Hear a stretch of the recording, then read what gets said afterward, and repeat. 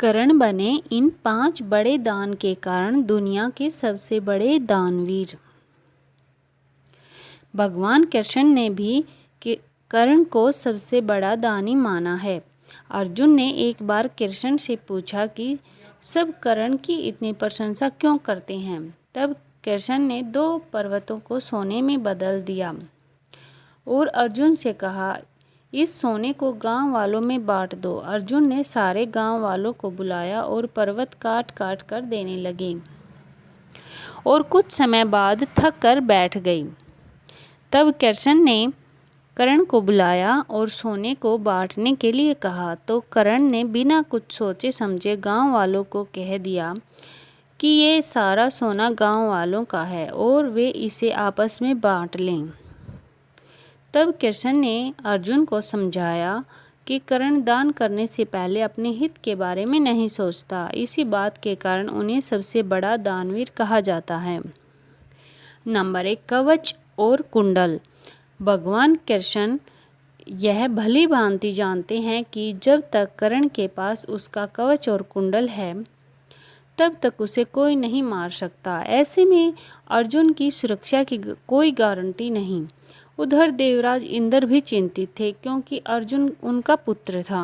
भगवान कृष्ण और देवराज इंद्र दोनों जानते थे कि जब तक कर्ण के पास पैदाइशी कवच और कुंडल है वह युद्ध में अजेय रहेगा। दोनों ने मिलकर योजना बनाई और इंद्र एक विप्र के वेश में कर्ण के पास पहुंच गए और उनसे दान मांगने लगे। कर्ण ने कहा, मांगो विप्र। विप्र बने इंद्र ने कहा, नहीं, पहले आपको वचन देना होगा कि मैं जो मांगूंगा आप वो दे देंगे। कर्ण ने तैस में आकर जल हाथ में लेकर कहा, हम प्रण करते हैं विप्रवर, अब तुरंत मांगिए। तब इंद्र ने कहा, राजन, आपके शरीर के कवच और कुंडल हमें दान स्वरूप चाहिए।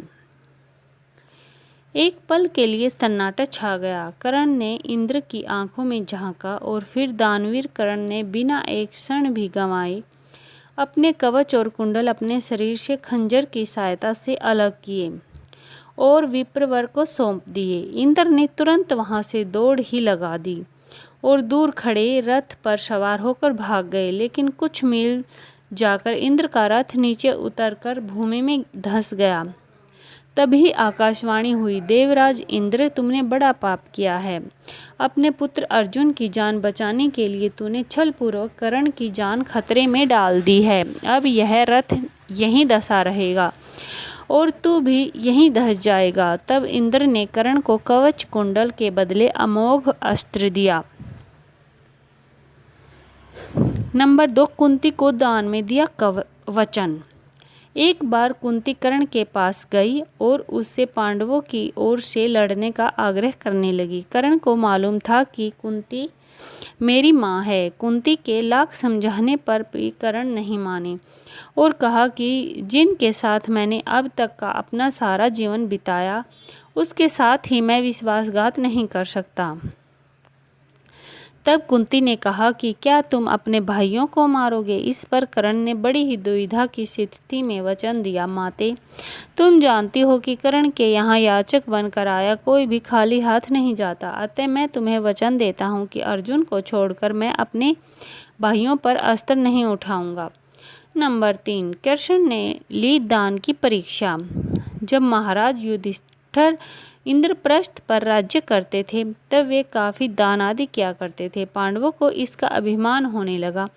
भीम व अर्जुन ने श्री कृष्ण के समक्ष युधिष्ठिर की प्रशंसा शुरू की कि वे कितने बड़े दानी हैं। लेकिन कृष्ण ने उन्हें बीच में ही टोक कर कहा, हमने कर्ण जैसा दानवीर कहीं नहीं देखा। पांडवों को यह बात पसंद नहीं आई। तब कृष्ण ने कहा कि समय आने पर सिद्ध कर दूंगा। कुछ ही दिनों बाद एक याचक युधिष्ठिर के पास आया और बोला, महाराज, मैं आपके राज्य में रहने वाला एक ब्राह्मण हूँ और मेरा व्रत है कि बिना हवन किए कुछ भी नहीं खाता पीता। कई दिनों से मेरे पास यज्ञ के लिए चंदन की लकड़ी नहीं है। यदि आपके पास हो तो मुझ पर कृपा करें, अन्यथा हवन तो पूरा नहीं होगा, मैं भी भूखा प्यासा मर जाऊंगा। युधिष्ठिर ने तुरंत कोषागार के कर्मचारियों को बुलाया और कोष से चंदन की लकड़ी देने का आदेश दिया। संयोग से कारागार में सूखी लकड़ी नहीं थी। तब महाराज ने भीम व अर्जुन को चंदन की लकड़ी का प्रबंध करने आदेश दिया, लेकिन काफ़ी दौड़ धूप के बाद भी सूखी लकड़ी की व्यवस्था नहीं हो पाई। तब ब्राह्मण को हताश होते देख कृष्ण ने कहा, मेरे अनुमान से एक स्थान पर आपको लकड़ी मिल सकती है, आइए मेरे साथ। ब्राह्मण यह सुनकर खुश हो गया, बोला, कहाँ पर? तब भगवान ने अर्जुन व भीम का भी वेश बदलकर ब्राह्मण के संग लेकर चल दिए। कृष्ण सबको लेकर कर्ण के महल में गए। सभी ब्राह्मणों के वेश में थे, अतः कर्ण ने उन्हें पहचाना नहीं। याचक ब्राह्मण ने जाकर लकड़ी की अपनी वही मांग दोहराई। कर्ण ने भी अपने भंडार के मुखिया को बुलाया, सूखी लकड़ी देने के लिए कहा। वहाँ भी सूखी लकड़ी नहीं थी। ऐसे में ब्राह्मण निराश हो गया। अर्जुन और भीम प्रश्न सूचक निगाहों से भगवान कृष्ण को ताकने लगे, लेकिन श्री कृष्ण अपनी चिर परिचित मुस्कान के लिए चुपचाप बैठे रहे। तभी कर्ण ने कहा, हे ब्राह्मण देव, आप निराश न हो, एक उपाय है मेरे पास। उसने अपने महल के खिड़की दरवाजों में लगी चंदन की लकड़ी काट काट कर ढेर लगा दी। फिर ब्राह्मण से कहा, आपको जितनी लकड़ी चाहिए कृपा ले जाइए। कर्ण ने लकड़ी ब्राह्मण के घर पहुंचाने का प्रबंध भी कर दिया। ब्राह्मण कर्ण का आशीर्वाद देता हुआ लौट गया। पांडव व श्री कृष्ण भी लौट आए। वापस आकर भगवान ने कहा, साधारण अवस्था में दान देना कोई विशेषता नहीं है। असाधारण परिस्थिति में किसी के लिए अपने सर्वस्व को त्याग देने की नाम ही दान है। अन्यथा हे युधिष्ठिर, चंदन की लकड़ी के खिड़की द्वार तो आपके महल में भी थे। नंबर 4, यौवन दान दे दिया। एक बार कर्ण ने अपना यौवन ही दान दे दिया था। कथा अनुसार एक बार की बात है, दुर्योधन के महल पर भगवान नारायण स्वयं विप्र के वेश में पधारे और दुर्योधन से भिक्षा मांगने लगे। दुर्योधन के द्वार पर आकर एक विप्र ने अलख जगाई, नारायण हरि भिक्षाम देहि।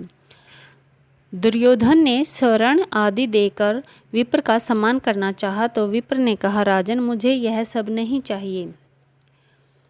दुर्योधन ने आश्चर्य से पूछा, तो फिर महाराज कैसे पधारे? विप्र ने कहा, मैं अपनी वृद्ध अवस्था से दुखी हूँ। मैं चारों धाम की यात्रा करना चाहता हूँ, जो युवा अवस्था के स्वस्थ शरीर के बिना संभव नहीं है। इसलिए यदि आप मुझे दान देना चाहते हैं तो यौवन दान दीजिए।